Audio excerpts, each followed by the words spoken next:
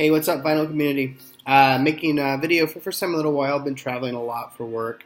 I first wanted to start off showing a record that I picked up in Boston. I was there for a week for a conference, in Cambridge, actually. I picked this up from Stereo Jacks, which was a really cool record store. I grabbed a few records there, mostly jazz, but this one is like funk and like sort of rock. This is called Assalamu Alaikum, Africa, Progressive and Popular Music of West Africa. So this is like a comp of guitar-driven stuff on Antilles.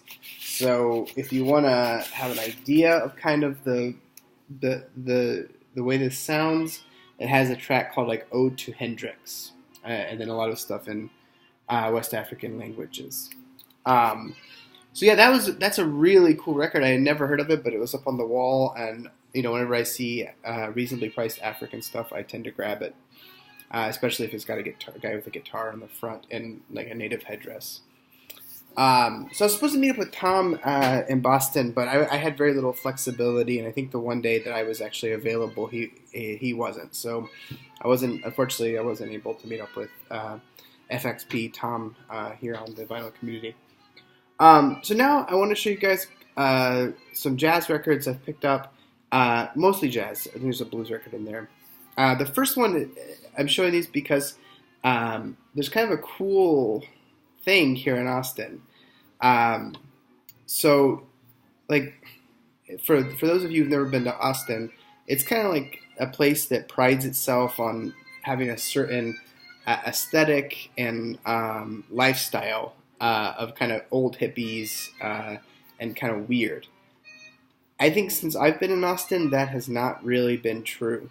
I'm here post-weird. It's more of like a functioning city at this point, and prices are expensive. And of course, there are really cool amenities here, much better than when I was growing up in the Midwest. But it looks more like the West Coast every year, from what I can tell. But it's still a great place to live. But I've gone to this before. There's this guy who owns a little restaurant just north of campus. And he's a great older guy, and he and his wife run this restaurant where they essentially just cook like home meals for students and charge, I think, like $7 or $8 for a plate of like a protein and two sides. So it's the kind of place that I wouldn't necessarily go just because I'd be the only person, I think, over 25 in the room. But every 3 or 4 months, I would say, maybe 4 months, he just sells a bunch of his own personal collection of records in the store. And it's the kind of place that's just like a pure dig. Like, your hands are just filthy by the end of an hour digging in this guy's store for his records. But I've come up with real great discs from this guy for real reasonable prices and stuff that you just don't see. And it's sometimes not in the best condition, but this time I got a couple of things. So the first one, here's one that's not in great condition on the cover, but the disc is actually really good. This is Walter Bishop Jr., Coral Keys. This is, like spiritual, but,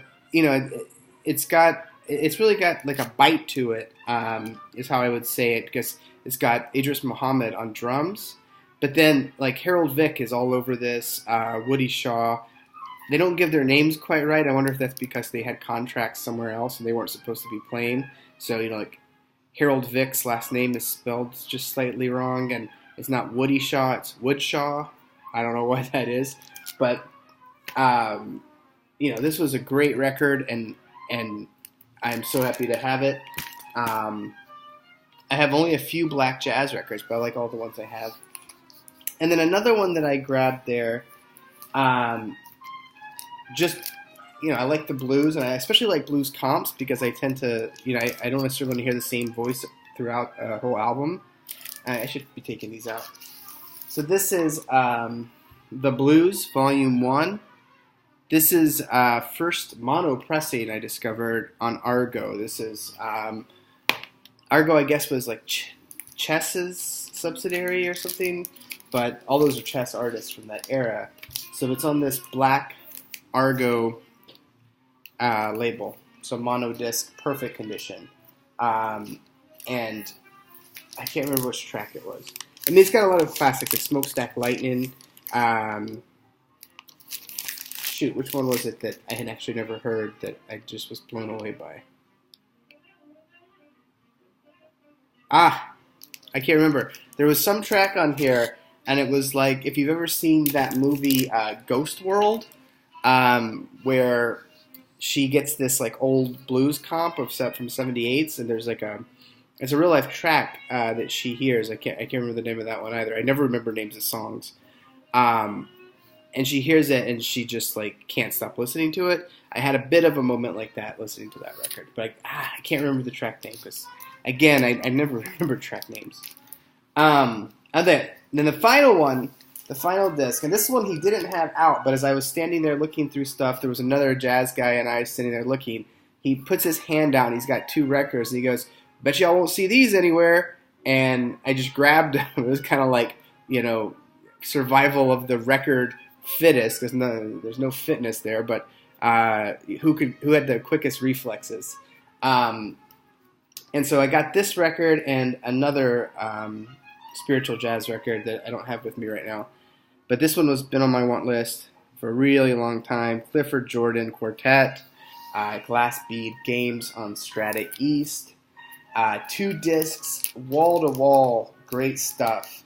And it actually kind of got me off on a Clifford Jordan. After listening to this a couple times, I just was, as an end of an era, I grabbed up a Clifford Jordan on Muse. Then in Boston, I got another Clifford Jordan on Steeplechase.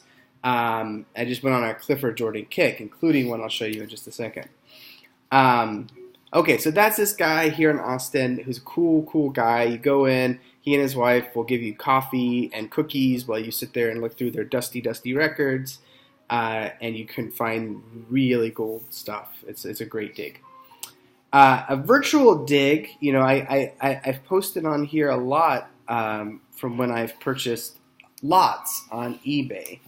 And I think I've purchased some that have been successful and some that have been big failures, where I've just gotten only 1 or 2 records out of 40 that I wanted to actually keep, and I sold the rest. Again, the nice thing about Austin is I do have record stores where I can sell the stuff I don't want. Although I have a bunch of my Discogs as well right now for sale. So I bought this one from a guy, and he had posted some photos, but none of the like rare records were in the photos, and he just had like the catalog numbers. And the catalog numbers would have been all correct for original pressings. So I went ahead and, I gambled and bought them. And these are the grails that came out of this. So speaking of Clifford Jordan, again, the cover here is a little rough, but this was one of the records in the collection of 100 that I got delivered to me. So this is Cliff Craft. This is a really good record. It's got Sonny Clark on piano. What was kind of cool is I could kind of tell which players this guy liked.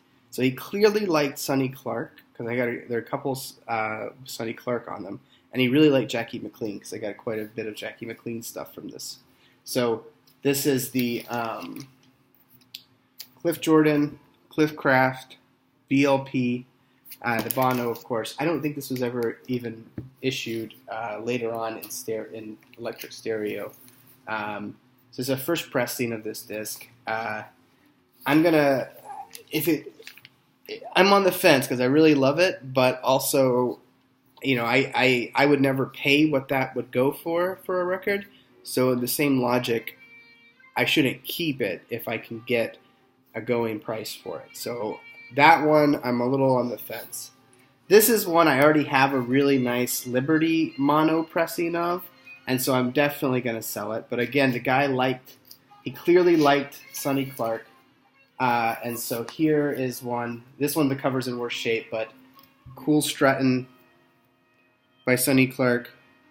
Photo's still intact, more or less. That's nice, but the seams are split. So, This is, from what I can tell, a second pressing because it has the registered trademark thing on the labels. That one it doesn't.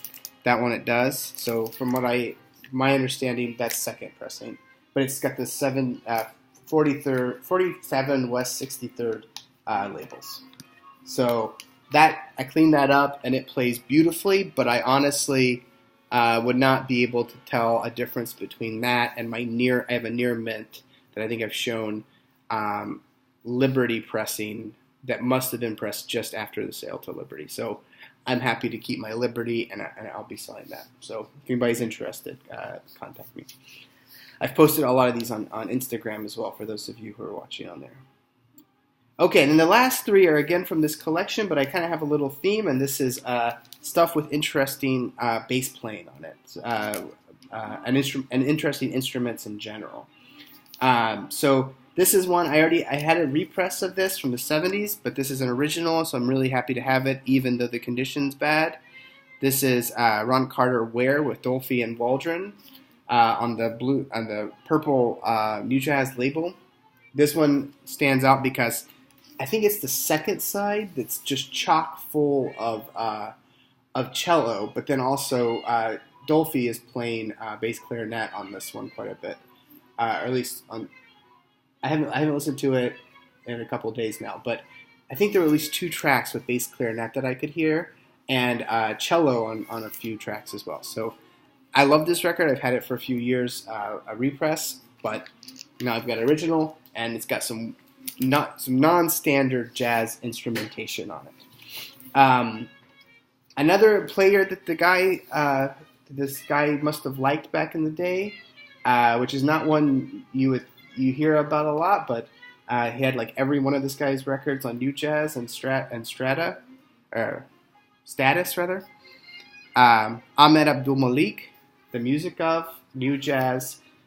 Here, this was another one where there's both awesome bass playing, because that's what Malik played, but also there's some interesting other instruments on here. My wife nearly lost it when I put this on last night because it has this, I don't know how to say this word, Oud, O-U-D. It's like I think it's an Middle Eastern instrument. And so the opening track has like a cool either cello or bass line playing underneath it. And then it has that coming in over top. And my wife was just, what the hell do you have on right now? Oh, but it's got Andrew Cyril on drums as well. So yeah, this is his first record, I think, for New Jazz. And the collection I got also has the one right after it and then one on Status. All three, I think, are pretty cool, and they all have interesting instrumentation on them. And then the final one, that I was going to pull out here with some interesting instruments, not as out there as that one, of course, but something you don't hear too often, especially from this era. So this is Kenny Dorham, Jazz Contrasts. The first side is pretty straight ahead. I think the second, and it's got Sonny Rollins on the first side. The second side, 2 of the tracks have Betty Glahman playing harp. So 3 tracks have Betty Glahman playing harp. And this is another one that I had like a Japanese reissue at some point. This is still not a first press, because I think the first press mono would have been the white label, but it's the Deep Groove blue label with the microphone and reels. So that, again, that's a cool one to have gotten, and I do like that record. It's a bit old-fashioned in some parts, but it's got great players on it, of course, and it's got harp, which you don't hear every day, unless you've got those Dorothy Ashby records, which I don't have. All right, so that's some recent things added to my collection. This collection, this lot I purchased on eBay has a bunch of Jackie McLean that I'm really happy to have gotten. I don't have time to show, and it's got a lot of cool stuff. It's one of the best scores I've gotten on eBay. So keep looking on eBay if you guys are doing that as well, and it'd be awesome, actually, to create some kind of insurance system where people pool their resources, bid on lots, and then have them allocated according to some rule. Because sometimes you don't want to, it's too risky sometimes. Like for me, if it's $10 per record, that's probably too risky. If it's like $3 per record, $5 per record, then I can risk it, and then sell off the ones I don't want, or if I get a bad one, sell them all, which I've done. I've had to do that a couple times recently, actually. But again, as long as it's a low price per record, it's not a bad idea. And then sometimes I get super lucky and I get all these records that I don't think I would have ever been able to purchase in retail settings. So that's awesome. All right, guys. I will keep hunting. I'll keep watching videos on here. I try to comment as much as I can since I don't post as many videos. But this time of year is super busy for me with research travel. And then in the fall, I'll be in Texas. But then next spring, I'll be in Madison, Wisconsin. So if anybody's in Wisconsin area, let me know. All right, I'll talk to you guys later.